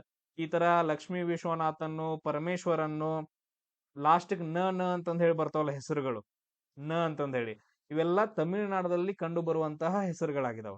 ಈಗ ಇವ್ರು ತಮಿಳ್ನಾಡದಾಗ ಕಂಡು ಬಂದ್ರು ಅಂತಂದ್ ಹೇಳಿದ್ರೆ ನಾವು ಈಸಿಯಾಗಿ ಥಿಂಕ್ ಮಾಡ್ಬೇಕು, ತಮಿಳ್ನಾಡದ ಡ್ಯಾನ್ಸ್ ಯಾವ್ದಿದ್ರೊಳಗೆ. ನಿಮ್ಗೆ 4 ಆಪ್ಷನ್ ಬಗ್ಗೆ ಗೊತ್ತಿರ್ಬೇಕು, ಸ್ವಲ್ಪ ಗೊತ್ತಿದ್ದಾಗ ನಾವು ಎಲಿಮಿನೇಟ್ ಮಾಡ್ಬೋದು. ಸೊ ಭರತನಾಟ್ಯ ಏನಂದ್ರೆ ಆನ್ಸರ್ ಆಗತ್ತೆ ಇಲ್ಲಿ. ನೆಕ್ಸ್ಟ್ ಕ್ವಶನ್ ನೋಡಿ. ಮೂರನೇ ಪಂಚವಾರ್ಷಿಕ ಯೋಜನೆ ಒಳಗಡೆ ಏನಂತಂದ ಹೇಳಿದ್ರ ಭಾರತದ ಯಾವ ಪ್ರಮುಖ ಆರ್ಥಿಕ ವಲಯವನ್ನ ಪರಿಹರಿಸಲಾಯಿತು ಅಂತಂದ ಹೇಳಿ. ಅಂದ್ರ ಮೂರನೇ ಪಂಚವಾರ್ಷಿಕ ಯೋಜನೆ ಒಳಗಡೆ ಸೊ ಯಾವ್ದಕ್ ರಿಲೇಟೆಡ್ ಅನ್ನ ಉದ್ಧಾರ ಮಾಡಿದ್ರು ಅಥವಾ ಗ್ರೋತ್ ಮಾಡಿದ್ರು ಅಂತಂದ ಹೇಳಿ ಕ್ವಶನ್ ಬರುತ್ತೆ. ಎಸ್, ಯಾವ್ದು ಬರುತ್ತೆ ನೋಡ್ರಿ. ಸಿಂಪಲ್ ಆಗಿ ಥಿಂಕ್ ಮಾಡ್ರಿ. ನಾವು ಪಂಚವಾರ್ಷಿಕ ಯೋಜನೆಗಳ ಬಗ್ಗೆ ನಿಮ್ಗೆ ಎಲ್ಲಾನು ಗೊತ್ತೈತೆ. ಒಂದೇನು ಸರ್, ರಷ್ಯಾ ದೇಶದಿಂದ ಎರವಲು ಮಾಡ್ಕೊಂತಾರ. ರಷ್ಯಾ ದೇಶದಾಗಿರ್ತಾವ ಪಂಚವಾರ್ಷಿಕ ಯೋಜನೆಗಳ ಅಂತ ತಗೊಂಡ್ರು. ಸರ್, ನಮ್ಮಲ್ಲಿ ಜವಾಹರ್ಲಾಲ್ ನೆಹರು ಪರಿಚಯ ಮಾಡಿಸಿದ್ರಿ.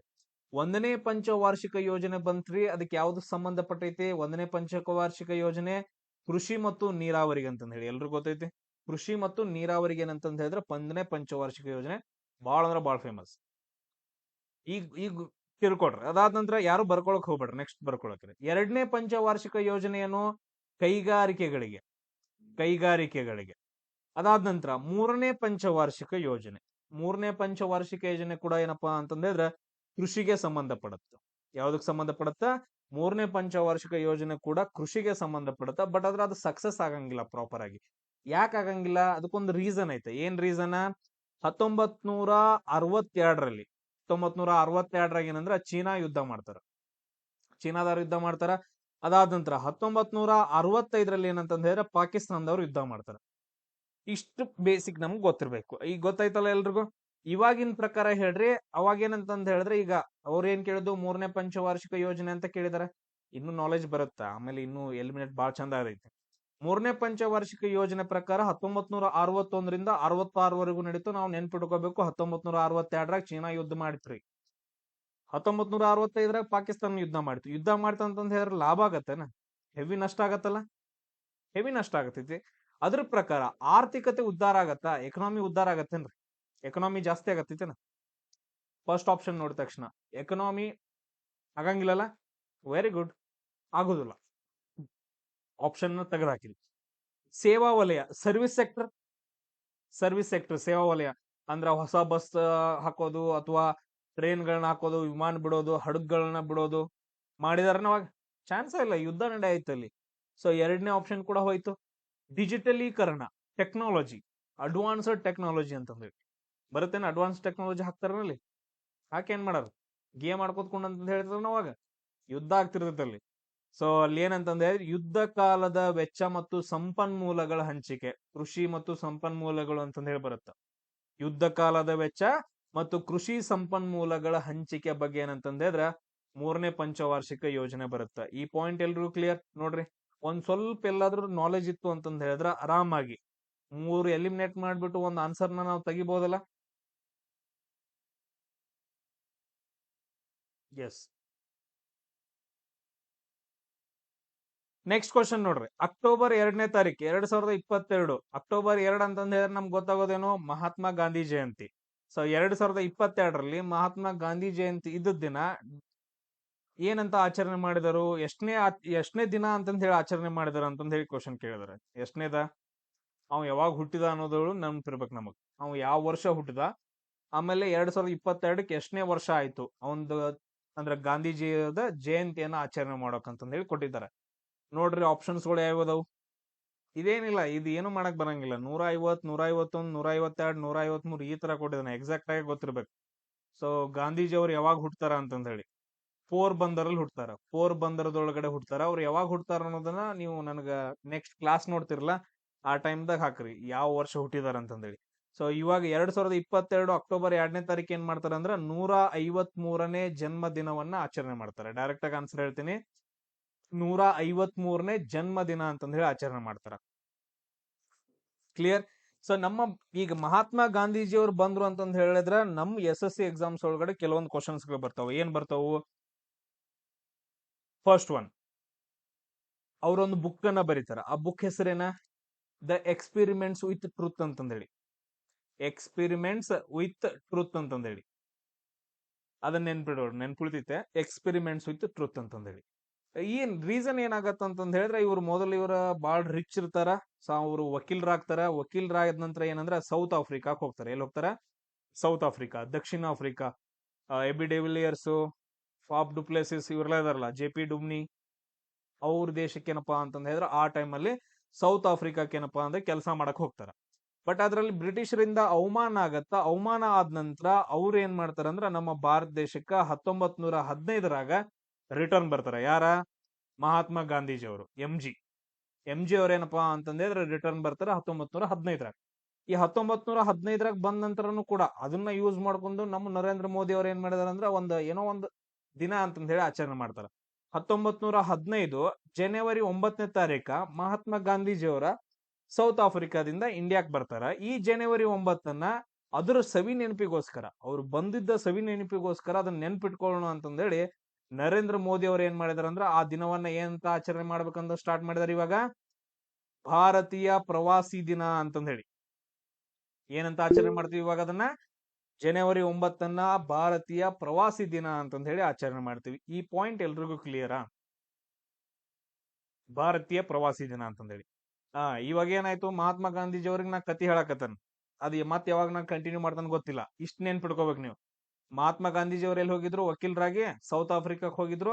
ಅವ್ರು 1915ಕ್ಕ ಜನವರಿ 9ನೇ ತಾರೀಕು ರಿಟರ್ನ್ ಬಂದ್ರು. ಅದ್ರ ಸವಿ ನೆನಪಿಗೋಸ್ಕರ ನರೇಂದ್ರ ಮೋದಿ ಅವ್ರು ಏನ್ ಮಾಡ್ತಾರಂದ್ರ ಭಾರತೀಯ ಪ್ರವಾಸಿ ದಿನ ಅಂತಂದ್ ಹೇಳಿ ಆಚರಣೆ ಮಾಡ್ತಾರ. ಯಾವ ದಿನವನ್ನ? ಜನವರಿ 9ನೇ ತಾರೀಕು ಅಂತಂದ್ ಹೇಳಿ. ಅದಾದ ನಂತರ 1915ಕ್ಕೆ ಬಂದಾದ್ಮೇಲೆ ಮಹಾತ್ಮ ಗಾಂಧೀಜಿ ಅವರು ಸೂಪರ್ ಮ್ಯಾನ್ ತರ, ಐರನ್ ಮ್ಯಾನ್ ತರ ಬ್ರಿಟಿಷರ ಜೊತೆ ಒಂದೇನಪ್ಪಾ ಅಂತಂದ್ರೆ ಚಳವಳಿಗಳನ್ನ ಮಾಡ್ತಾರ, ಯುದ್ಧಗಳನ್ನ ಮಾಡ್ತಾರ, ಮಹಾಯುದ್ಧಗಳನ್ನ ಮಾಡ್ತಾರ.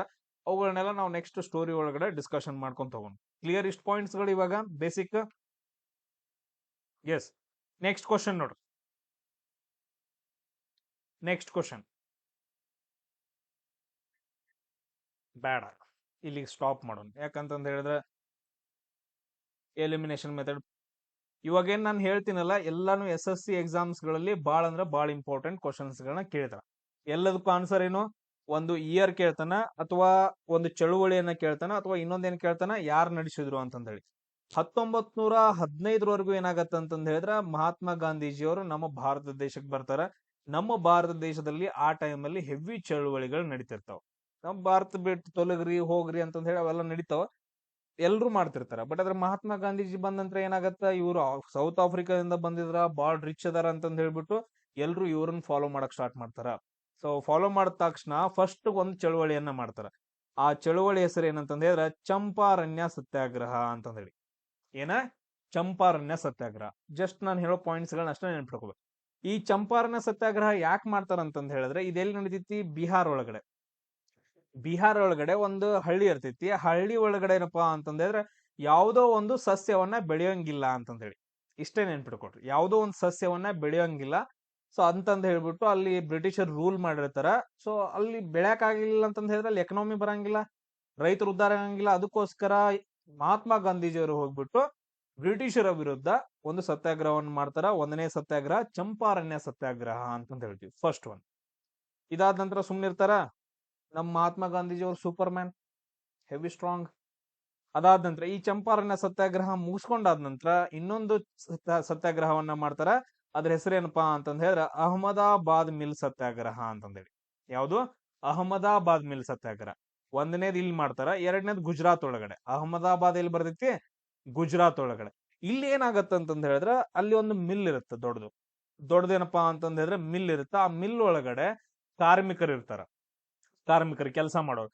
ಆ ಕೆಲಸ ಮಾಡೋರ್ಗೆ ಕರೆಕ್ಟ್ ಆಗಿ ಏನಪ್ಪಾ ಅಂತಂದ್ ಹೇಳಿದ್ರೆ ಏನ್ ಪೇಮೆಂಟ್ ಕೊಡ್ತಾ ಇರಂಗಿಲ್ಲ, ಅಥವಾ ಅವ್ರಿಗೆ ಒಂದು ಕೆಲವೊಂದು ಏನ್ ಬರ್ತಾವ ರೂಲ್ಸ್ ಅಂಡ್ ರೆಗ್ಯುಲೇಷನ್ಸ್ ಗಳು ಬರ್ತಾವ, ಅದನ್ನ ಫಾಲೋ ಮಾಡಂಗಿಲ್ಲ. ಆಮೇಲೆ ಅವ್ರಿಗೆ ಏನಪ್ಪಾ ಅಂತಂದ್ ಹೇಳಿದ್ರೆ ಬಡ್ತಿಯನ್ನ ಕೊಡಂಗಿಲ್ಲ. ಈ ತರ ಏನಂತಂದ್ ಹೇಳಿದ್ರೆ ಆರೋಗ್ಯ ಸೇವೆಗಳನ್ನ ಕೊಡಂಗಿಲ್ಲ. ಈ ತರ ಎಲ್ಲ ಬ್ರಿಟಿಷರು ಮಾಡ್ತಿರ್ತಾರೆ, ತುಂಬಾ ಶೋಷಣೆ ಮಾಡ್ತಿರ್ತಾರೆ. ಸೊ ಅಲ್ಲಿ ತುಂಬಾ ಜನ ಸಾಯ್ತಾ ಇರ್ತಾರೆ. ಅದಕ್ಕೋಸ್ಕರ ಇವ್ರು ಏನ್ ಮಾಡ್ತಾರ ಅಂದ್ರೆ ಮಹಾತ್ಮ ಗಾಂಧೀಜಿ ಅವರು ಅದನ್ನ ತಿಳ್ಕೊಂಡ್ಬಿಟ್ಟು ಅಲ್ಲಿ ಆಲ್ರೆಡಿ ಸ್ಟಾರ್ಟ್ ಆಗಿರುತ್ತೆ ಚಳುವಳಿ. ಸೊ ಅವ್ರಿಗೆ ಹೋಗಿ ಸಪೋರ್ಟ್ ಮಾಡೋಣ ಅಂತಂದ್ ಹೇಳಿ ಅಹಮದಾಬಾದ್ ಬಂದ್ಬಿಟ್ಟು ಅವ್ರ ಜೊತೆ ಸೇರ್ಬಿಟ್ಟು ಒಂದು ದೊಡ್ಡ ಸತ್ಯಾಗ್ರಹ ಸ್ಟಾರ್ಟ್ ಆಗತ್ತ. ಅದನ್ನ ನಾವೇನಂತ ಕರಿತೀವಿ? ಅಹಮದಾಬಾದ್ ಮಿಲ್ ಸತ್ಯಾಗ್ರಹ ಅಂತಂದ್ರಿ. ಎದಕ್ ಆಗತ್ತವು, ಏನಕ್ ಮಾಡಾಕತ್ತಾರ ಅಂತಂದ್ ಹೇಳಿ ರೀಸನ್ ಗೊತ್ತಾಗತ್ತೋ ಎರಡದು. ಒಂದ್ಯಾವ್ದು ಚಂಪಾರಣ ಸತ್ಯಾಗ್ರಹ, ಇನ್ನೊಂದ್ ಯಾವ್ದು ಅಹಮದಾಬಾದ್ ಮಿಲ್ ಸತ್ಯಾಗ್ರಹ. ಇವೆರಡು ಅರ್ಥ ಆತು? ಎರಡು ಅರ್ಥ ಆದ್ವು ಪ್ರತಿಯೊಬ್ಬರಿಗೂ? ಎರಡು ಅರ್ಥ ಆದ್ವು? ಇದನ್ನೆಲ್ಲಾ ಮಾಡ್ತಿರೋದು ಯಾರು? ಸೂಪರ್ ಮ್ಯಾನ್ ಮಹಾತ್ಮ ಗಾಂಧೀಜಿ ಅವರು. ಅವರೇ ಸೂಪರ್ ಮ್ಯಾನ್ ಇವಾಗ, ಮಹಾತ್ಮ ಗಾಂಧೀಜಿ ಅವರು. ಅವ್ರ ಬಗ್ಗೆ ನಮಗ್ ಕ್ವಶನ್ಸ್ ಗಳು ಬಾಳ್ ಬರ್ತಾವ. ಅದಾದ ನಂತರ ಇಷ್ಟಕ್ ಸುಮ್ನಿರ್ತಾರ? ಸುಮ್ನಿರಂಗಿಲ್ಲ. ಯಾಕಂತಂದ್ ಹೇಳಿದ್ರೆ ಎಲ್ಲಾ ಕಡೆ ಫೇಮಸ್ ಆಗಿರ್ತಾರ. ನೆಕ್ಸ್ಟ್ ಏನಾಗತ್ತ? ನೆಕ್ಸ್ಟ್ ಆ ಟೈಮಲ್ಲಿ ಏನಾಗತ್ತ ಅಂತಂದ್ ಹೇಳಿದ್ರೆ ಎರಡು ಸನ್ನಿವೇಶನಗಳು ನಡೀತಾವ. ಒಂದ್ ಏನಂತಂದ್ ಹೇಳಿದ್ರೆ ರೌಲತ್ ಕಾಯ್ದೆ ಅಂತಂದ್ ಹೇಳಿ ಬರುತ್ತೆ. ಏನಿದೆ ರೌಲತ್ ಕಾಯ್ದೆ? ಏನಿದೆ ರೌಲತ್ ಕಾಯ್ದೆ ಅಂದ್ರೇನು? ರೌಲತ್ ಕಾಯ್ದೆ ಏನಂತಂದ್ ಹೇಳಿದ್ರೆ ಇವಾಗ ಇನ್ನು ನೆಕ್ಸ್ಟ್ ಏನಂತಂದ್ ಹೇಳಿದ್ರೆ ಇವ್ರು ಕಂಟಿನ್ಯೂಸ್ ಆಗಿ ಅಹಮದಾಬಾದ್ ಸತ್ಯಾಗ್ರಹ ಆದ ನಂತರ ಇನ್ ಹೆವಿ ದೊಡ್ಡ ದೊಡ್ಡ ಚಳುವಳಿಗಳಾಗ್ತಾವು. ಬ್ರಿಟಿಷರಿಗೆ ಏನಂತಂದ್ ಹೇಳಿದ್ರೆ ಅಂಜಿಕ್ ಬರಾಕ್ ಹಿಡಿತು. ಇವ್ರು ಸುಮ್ಮ ಹಿಂಗ್ ಬಿಟ್ರೆ ಆಗಂಗಿಲ್ಲ ಇವ್ರಿಗೆ. ಸೊ ಇವ್ರ ಏನ್ ಮಾಡ್ತಾರ ಅಂತಂದ್ ಹೇಳಿದ್ರೆ ನಮ್ಮ ವಿರುದ್ಧ ಬರ್ತಾರೋ, ನಮ್ಮ ವಿರುದ್ಧ ಏನಂತಂದ್ ಹೇಳಿ ಯುದ್ಧ ಮಾಡೋಕ್ಕೂ ಚಾನ್ಸಸ್ ಇರ್ಬೋದು ಅಂತಂದ್ ಹೇಳಿ ಒಂದು ಕಾಯ್ದೆನ ಜಾರಿ ತಗೊಂಡ್ಬರ್ತಾರ. ಅದು ರೌಲತ್ ಕಾಯ್ದೆ. ಹಂಗಂದ್ರೆ ಏನಂತಂದ್ ಹೇಳಿದ್ರೆ ಯಾರು ಚಳುವಳಿಯನ್ನ ಮಾಡಂಗಿಲ್ಲ, 2-3 ಜನ ನಿಂತ್ಕೊಂಡು ಮಾತಾಡಂಗಿಲ್ಲ. ಸೊ ಈ ತರ ಎಲ್ಲಾದ್ರೂ ಮಾಡಿದ್ರು ಅಂತಂದ್ ಹೇಳಿದ್ರ ಅವ್ರಿಗೆ ರೀಸನ್ ಹೇಳುಲ್ದ, FIR ಇಲ್ದ ಏನ್ ಮಾಡೋದು ಅಂತಂದ್ ಹೇಳಿದ್ರೆ ಅವ್ರನ್ನ ಅರೆಸ್ಟ್ ಮಾಡೋದು. ಎಷ್ಟು ವರ್ಷ ಅರೆಸ್ಟ್ ಮಾಡೋದು? ಒಂದ್ಸರಿ ಅರೆಸ್ಟ್ ಮಾಡ್ತಂತಂದ್ ಹೇಳಿದ್ರೆ 2 ವರ್ಷದವರೆಗೂ ಹೊರಗ್ ಬಿಡಂಗಿಲ್ಲ ಅವ್ರನ್ನ. ಅಂತ ಒಂದ್ ಕಾಯ್ದೆ. ಹಂಗಂತಂದ್ ಹೇಳ್ಬಿಟ್ಟು ಎಷ್ಟೋ ಜನರನ್ನ ಏನಪ್ಪಾ ಅಂತಂದ್ ಹೇಳಿದ್ರೆ ಅರೆಸ್ಟ್ ಮಾಡಿಬಿಡ್ತಾರ ಬಂದ ತಕ್ಷಣ. ಮುಂದೆ ಇವ್ರೇನಂತಂದ್ ಹೇಳಿದ್ರೆ ಏನೋ ಒಂದ್ ಚಳವಳಿ ಮಾಡ್ತಾರ, ನಮ್ ವಿರುದ್ಧ ಏನಾದ್ರು ಇವ್ರು ದಂಗೆ ಹೇಳ್ತಾರ ಅಂತಂದ್ ಹೇಳಿ ಎಷ್ಟೋ ಜನರನ್ನ ಅರೆಸ್ಟ್ ಮಾಡ್ಬಿಡ್ತಾರ. ಯಾವ್ದಕ್ ಪ್ರಕಾರ? ರೌಲತ್ ಕಾಯ್ದೆ ಪ್ರಕಾರ. ಎಷ್ಟು ವರ್ಷ? 2 ವರ್ಷ. ಇದು ಒಂದು. ಆಮೇಲೆ ಇನ್ನೊಂದ್ ಏನಾಗತ್ತ? 1919 ಏಪ್ರಿಲ್ 13ನೇ ತಾರೀಕು ಒಂದ್ ದೊಡ್ಡ ಸನ್ನಿವೇಶ ನಡೆಯುತ್ತ.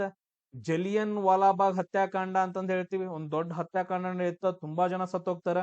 ಈ ಎರಡೂ ರೀಸನ್ಸ್ ಗಳಿಂದ ಮಹಾತ್ಮ ಗಾಂಧೀಜಿ ಅವರಿಗೆ ಹರ್ಟ್ ಆಗುತ್ತೆ. ಏನಾಗುತ್ತೆ? ಮಹಾತ್ಮ ಗಾಂಧೀಜಿ ಅವರಿಗೆ ಹರ್ಟ್ ಆಗಿ ಮತ್ತೊಂದು ಸತ್ಯಾಗ್ರಹವನ್ನ ಸ್ಟಾರ್ಟ್ ಮಾಡ್ತಾರ, ಅಥವಾ ಇನ್ನೊಂದು ಚಳುವಳಿಯನ್ನ ಸ್ಟಾರ್ಟ್ ಮಾಡ್ತಾರ. ಆ ಚಳುವಳಿ ಯಾವ್ದಂತಂದ್ ಹೇಳಿದ್ರ ಅಸಹಕಾರ ಚಳುವಳಿ ಅಂತಂದ್ ಹೇಳಿ. ನಾವು ಬ್ರಿಟಿಷರಿಗೆ ಸಪೋರ್ಟ್ ಮಾಡೋದ್ ಬೇಡ, ನಮ್ ಪಾಡಿಗೆ ನಾವು ಇರೋಣ ಅಂತಂದ್ ಹೇಳ್ಬಿಟ್ಟು ಅಸಹಕಾರ ಚಳುವಳಿಯನ್ನ ಸ್ಟಾರ್ಟ್ ಮಾಡ್ತಾರ. ಕ್ಲಿಯರ್? ಸೊ ಯಾವ್ದು ಸ್ಟಾರ್ಟ್ ಮಾಡ್ತಾರ? ಅಸಹಕಾರ ಚಳುವಳಿ. ಯಾರು ಆನ್ಸರ್ ಹಾಕಕ್ ಹೋಗ್ಬೇಡ್ರಿ, ಸುಮ್ನೆ ಕೇಳಿಸ್ಕೊಡ್ರಿ ಕತಿ ತರ. ಅಸಹಕಾರ ಚಳುವಳಿ ಇದು ಎಷ್ಟನೇದು? 3ನೇ ಚಳುವಳಿ. ಸೊ ಇಷ್ಟೆಲ್ಲ ಆಯ್ತು. ಅದಾದ ನಂತರ ಈ ಅಸಹಕಾರ ಚಳುವಳಿನ ಸ್ಟಾರ್ಟ್ ಮಾಡ್ತಾರ.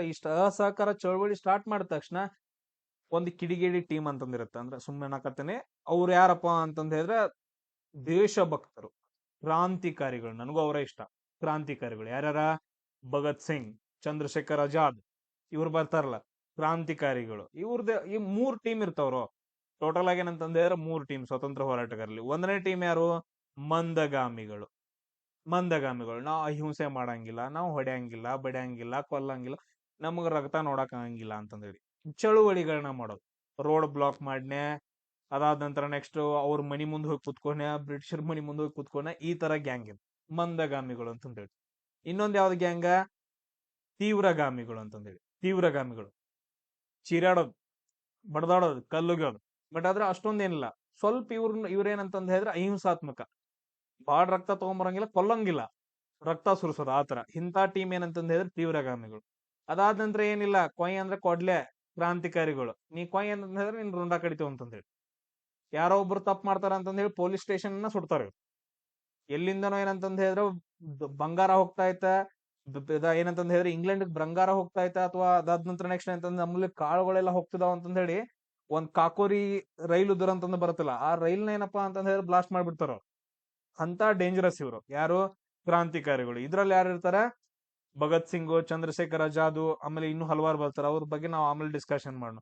ಇವ್ರು ಏನ್ ಮಾಡ್ತಾರ ಅಂತಂದ್ ಹೇಳಿದ್ರೆ, ಒಂದು ಪೊಲೀಸ್ ಸ್ಟೇಷನ್ ಮೇಲೆ ದಾಳಿ ಮಾಡ್ತಾರ. ಅದನ್ನ ನಾವೇನಂತ ಕರಿತೀವಿ ಅಂದ್ರೆ ಚೌರಿ ಚೌರಾ ಘಟನೆ ಅಂತಂದೇಳಿ. ಏನಂತ ಕರಿತೀವಿ? ಚೌರಿ ಚೌರಾ ಘಟನೆ. ಈ ಚೌರಿ ಚೌರ ಉತ್ತರ ಪ್ರದೇಶದಲ್ಲಿರುವಂತಹ ಒಂದು ಚೌರಿ ಚೌರ ಅನ್ನೋ ಒಂದು ಪ್ರದೇಶ ಇರುತ್ತಾ, ಆ ಪ್ರದೇಶದ ಮೇಲೆ ಏನಂತಂದ ಹೇಳಿದ್ರೆ ಒಂದು ಪೊಲೀಸ್ ಸ್ಟೇಷನ್. ಆ ಪೊಲೀಸ್ ಸ್ಟೇಷನ್ ಮೇಲೆ ಹೋಗಿ ಬಾಂಬ್ ಹಾಕ್ತಾರ. ಅಲ್ಲಿರೋ ಜನ ಎಲ್ಲ ಅಂದ್ರೆ ಸತ್ತು ಹೋಗ್ತಾರೆ. ಇದೇನಂತಂದ ಹೇಳಿದ್ರೆ ನಮ್ಮ ಮಹಾತ್ಮ ಗಾಂಧೀಜಿ ಅವರಿಗೆ, ಸೂಪರ್ ಮ್ಯಾನ್ಗೆ ಗೊತ್ತಾಗ್ಬಿಡ್ತೈತೆ. ಗೊತ್ತಾದ ತಕ್ಷಣ ಅಯ್ಯೋ ಹಿಂಗಾಯ್ತಲ್ಲ ಅಂತಂದ ಹೇಳ್ಬಿಟ್ಟು, ಈ ತರ ಹಿಂಸೆ ಆಯ್ತಲ್ಲ, ರಕ್ತ ರಕ್ತದ ಓಕಳಿ ಆಯ್ತಲ್ಲ, ಹಿಂಸೆ ಆಯ್ತು ಅಂತಂದ ಹೇಳ್ಬಿಟ್ಟು, ಇವ್ರೇನು ಮಹಾತ್ಮ ಗಾಂಧೀಜಿಯವರು ಅಹಿಂಸಾತ್ಮಕ, ನಾವು ಹಿಂಸೆ ಮಾಡಂಗಿಲ್ಲ ಅಂತಂದೇಳಿ ಇಂಥ ಚಳುವಳಿಗಳನ್ನ ಮಾಡ್ತಿರ್ತಾರೆ. ಈ ಪೊಲೀಸ್ ಸ್ಟೇಷನ್ ಒಳಗಡೆ ನಮ್ ಕಡೆಯಿಂದಾನೇ ಹಿಂಸೆ ಆಗೈತೆ ಅಂತಂದ ಹೇಳ್ಬಿಟ್ಟು ಈ ಅಸಹಕಾರ ಚಳುವಳಿಯನ್ನ ಸ್ಟಾಪ್ ಮಾಡ್ತಾರ. ಯಾವಾಗ? 1922ರಾಗ. ಇದೆಲ್ರಿಗೂ ಕ್ಲಿಯರ್? ಈಗ ಅರ್ಥ ಆಗಾಯ್ತಲ್ಲ? ಇನ್ನೂ ಪಾಯಿಂಟ್ಸ್ ಗಳು ನೆನಪಿರ್ಲಿಲ್ಲ ಅಂದ್ರೆ ಪರವಾಗಿಲ್ಲ, ಇನ್ನೂ ತುಂಬಾ ಸರಿ ಡಿಸ್ಕಷನ್ ಆಗತ್ತ. ಹೇಳೋ ಪಾಯಿಂಟ್ಸ್ ಗಳು ಅರ್ಥ ಆಗ್ತಿದಾವಲ್ಲ? ಆ ಅಸಹಕಾರ ಚಳವಳಿ ಯಾಕೆ ನಿಂತು, ಅದು ಎದಕ್ಕೆ ಸ್ಟಾರ್ಟ್ ಮಾಡಿದ್ರು, ಈ 2 ಪಾಯಿಂಟ್ಗಳು ಗೊತ್ತಿದ್ರೆ ಸಾಕು. ಎಸ್, 1922 ನಿಂತ್ಕೊಂಡು ಅದಾದ ನಂತರ ನೆಕ್ಸ್ಟ್ ಮಹಾತ್ಮ ಗಾಂಧೀಜಿ ಅವ್ರು ಏನ್ ಮಾಡ್ತಾರ ಅಂತ ಹೇಳಿದ್ರೆ ಬಹಳ ಸೈಲೆಂಟ್ ಆಗಿ ಬಿಡ್ತಾರೆ, ಇವ್ರು ಏನಾದ್ರು ಮಾಡ್ಕೊಳ್ಳಿ ಅಂತ ಹೇಳಿ. ಬಟ್ ಆದ್ರೆ ಬ್ರಿಟಿಷ್ ರಾಷ್ಟ್ರೊಳಗಡೆ ಏನ್ ಮಾಡ್ತಾರಂದ್ರೆ 1930 ಟೈಮ್ಗೆ ಉಪ್ಪಿನ ರೇಟು, ಸಾಲ್ಟ್ ಐತಲ್ಲ, ಸಾಲ್ಟ್ ರೇಟ್ ಏನ್ ಮಾಡ್ತಾರ ಅಂತಂದ ಹೇಳಿದ್ರೆ ಜಾಸ್ತಿ ಮಾಡ್ತಾರ. ಈಗ ನೀವು ಸಣ್ಣಾಗಿರ್ತಾಗ ನೋಡಿದಿರಿ, ಎಲ್ರು ಹೊರಗಡೆ ಹೋಗ್ಬಿಟ್ಟು 2 ಕೆಜಿ ರೂಪಾಯಿಗೆ ಅಂತಂದ ಹೇಳಿದ್ರೆ 2 ರೂಪಾಯಿ ಕೊಟ್ಬಿಟ್ಟು 1 ಕೆಜಿ ಉಪ್ಪು ತಗೊಂಬಂದಿರಿ. ನೆನ್ಪೈತಿ ಸಣ್ಣಾಗಿರ್ತಾಗ, ಚಿಕ್ಕವರಿದ್ದಾಗ? ಅದಾದ ನಂತರ ನೆಕ್ಸ್ಟ್ ಇವಾಗ ಆಮೇಲೆ ಏನ 5 ರೂಪಾಯಿ ಕೆಜಿ ಆಗೈತೆ. ಇವಾಗ ಎಷ್ಟೈತೆ ಅಂತ ಗೊತ್ತಿಲ್ಲ, 7 ರೂಪಾಯಿ ಕೆಜಿ ಎಲ್ಲ ಇರ್ಬೋದು. ಇದೆಲ್ಲ ಬಿಡ್ರಿ, ಪಾಕೆಟ್ದಾಗಿನ ಕಲ್ಲು ಉಪ್ಪು ಅಂತಂದ ಹೇಳಿ ಬರುತ್ತಲ್ಲ, ಮೊಟ್ಟೆ ಉಪ್ಪು, ದಪ್ಪ ದಪ್ಪ ಹರಳುಗಳ ಉಪ್ಪು. ಅದನ್ನ ನಾವು ಮೊದ್ಲೇನಂತಂದ ಹೇಳಿದ್ರೆ 1 ರೂಪಾಯಿ ಕೆಜಿ, 2 ರೂಪಾಯಿ ಕೆಜಿ ಅಂತಂದ ಹೇಳಿ ತಗೋತಿದ್ವಿ. ಅವ್ರು ಬ್ರಿಟಿಷರ್ ಅವಾಗ ಏನ್ ಮಾಡ್ತಾರ ಅಂತಂದ ಹೇಳಿದ್ರೆ 30 ರೂಪಾಯಿ 40 ರೂಪಾಯಿ ಕೆಜಿ ಮಾಡ್ತಾರ ಆ ಟೈಮಲ್ಲೇ. ಅಷ್ಟೊಂದು ದುಡ್ಡನ್ನ ಏನಪ್ಪಾ ಅಂತಂದ್ರೆ ಜಾಸ್ತಿ ಮಾಡ್ತಾರ 1 ಕೆಜಿ ಉಪ್ಪಿಗೆ. ಈಗ ಉಪ್ಪಿನ ರೇಟ್ ಹೆಂಗಿರ್ತೈತೆ ಅಂತಂದ ಹೇಳಿದ್ರೆ 300 ರೂಪಾಯಿ 400 ರೂಪಾಯಿ ಕೆಜಿ ಇರ್ತೈತಿ. ಮಹಾತ್ಮ ಗಾಂಧೀಜಿ ಎಲ್ಲಾದ್ರೂ 1930ರಲ್ಲಿ ಒಂದು ಉಪ್ಪಿನ ಸತ್ಯಾಗ್ರಹ ಮಾಡ್ತಿರ್ಲಿಲ್ಲ ಅಂತಂದ ಹೇಳಿದ್ರೆ, ಯಾವ್ದದು? ದಂಡಿ ಉಪ್ಪಿನ ಸತ್ಯಾಗ್ರಹ. ಆ ಸತ್ಯಾಗ್ರಹ ಮಾಡ್ತಿರ್ಲಿಲ್ಲ ಅಂತಂದ ಹೇಳಿದ್ರೆ ಇವಾಗ ಉಪ್ಪಿನ ರೇಟ್ ಎಷ್ಟು ಇರ್ತಿತ್ತು? 300-400 ರೂಪಾಯಿ ಕೆಜಿ ಇರ್ತೈತಿ. ಉಪ್ಪಿಲ್ಲ ಅಂತಂದ ಹೇಳಿದ್ರೆ ಯಾವ್ದು ಅಡಿಗೆ ನಡೆಯಂಗಿಲ್ಲಲ್ಲ, ಏನ್ ತಿಂದ್ರು ಕೂಡ ನಡೆಯಂಗಿಲ್ಲಲ್ಲ, ಎಲ್ಲ ಸಪ್ಪ ಹತ್ತತ್ತ. ಮೇನ್ ಉಪ್ಪ ಇಂಪಾರ್ಟೆಂಟ್ ಅಲ್ಲ. ಸೊ ಅದಕ್ಕೋಸ್ಕರ ಈ ಉಪ್ಪಿನ ರೇಟ್ ಜಾಸ್ತಿ ಆಗತ್ತ. ಇದನ್ನ